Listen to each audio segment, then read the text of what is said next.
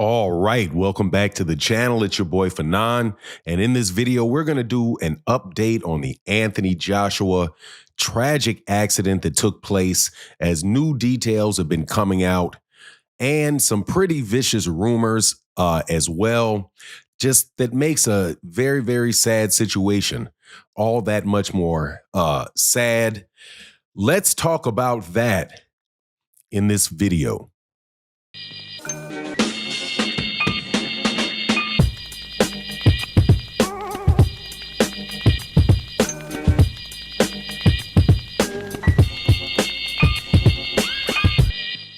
All right, welcome back to the channel. It's your boy Fanon, and in this video, we're going to be in the heavyweight division where former three-belt holder Anthony Joshua, AJ, was in a fatal car accident after he beat Jake Paul in a match in Miami, in Florida.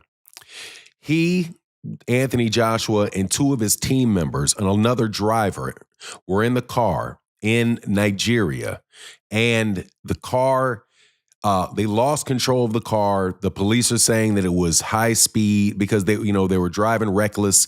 And the guy who was charged, the driver, didn't have a driver's license. And now they're going to charge him.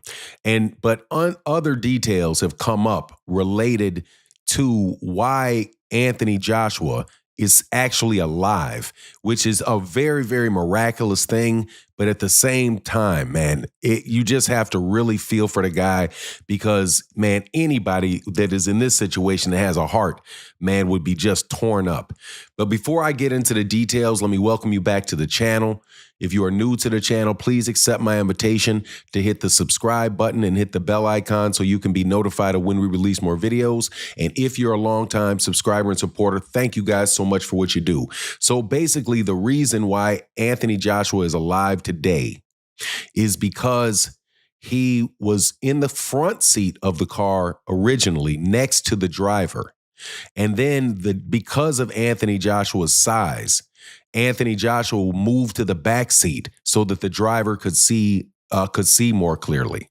So if Anthony Joshua had not gotten into the back seat, then Anthony Joshua would have been in the position that the other person was in. At least that is what they say, right? Because you can't say that if he had switched back into the seat, and he was in the front seat, then he would have passed away, because all kind of different things could have happened if AJ was in the front seat and not the back seat. They could have, they may not have stopped at that particular time. He may not have hit the curb whatever he hit at that particular time. So, things are what they're intended to be. However, that thought process going through your head that it should have been me, it could have been me, I put him in the position of being in that seat when I could have been in that seat, and why am I alive and they're not alive? I mean, it's just a terrible, terrible thought process to imagine having to go through. I've known people that have been in fatal car accidents where they've lived and other people have passed away. And there's definitely a lot of remorse and a lot of, tough feelings that you have for a long time in your life. If you are, obviously if you're just a decent, caring person. So my heart really goes out for Anthony Joshua in that regard. But there's also other conversations that are coming out, which I think are they're irresponsible, because, every single time that something big like this happens, there's all kind of, attention towards it.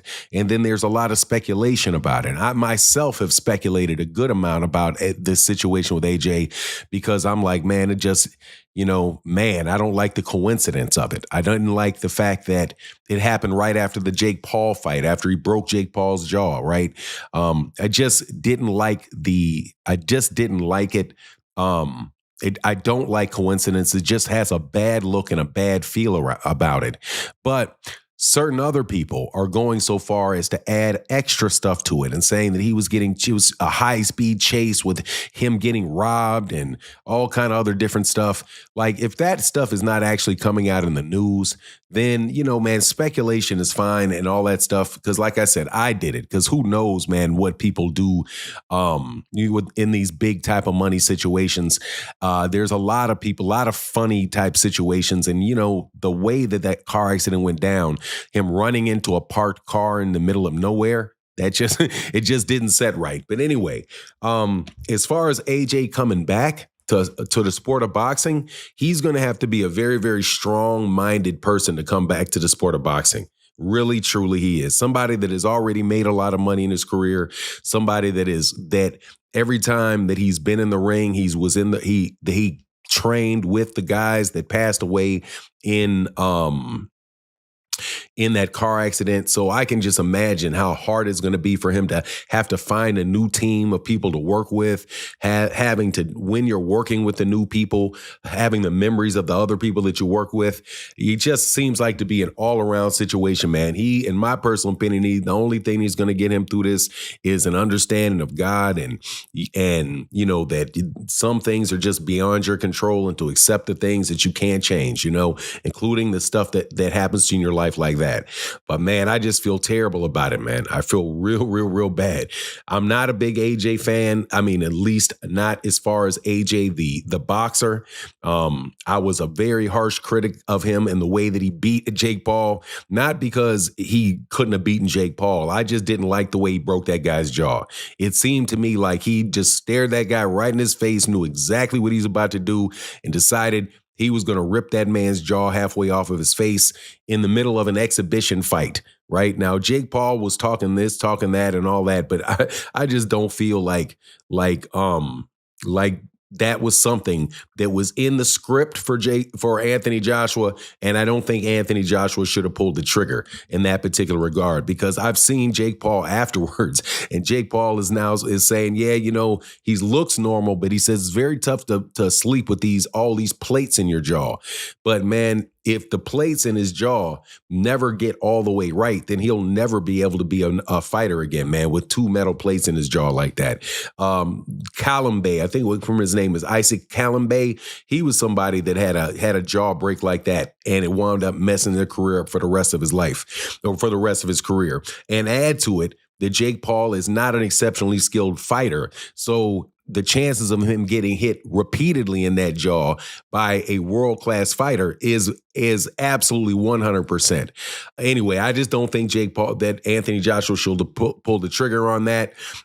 Didn't like how Anthony Joshua refused to fight Deontay Wilder for so long. So you're going to refuse to fight Deontay Wilder, but you'll jump in there with Jake Paul. Anyway, but as far as what he's going through and what he's going through in his life, man, I got nothing but sympathy for him, nothing but empathy for him. And I hope that he, mentally recovers from it. And condolences go out to the families and all of that. But anyway, that's my take on the matter. Please let me know what you think in the comment section. And with that, I'm out. Deuces.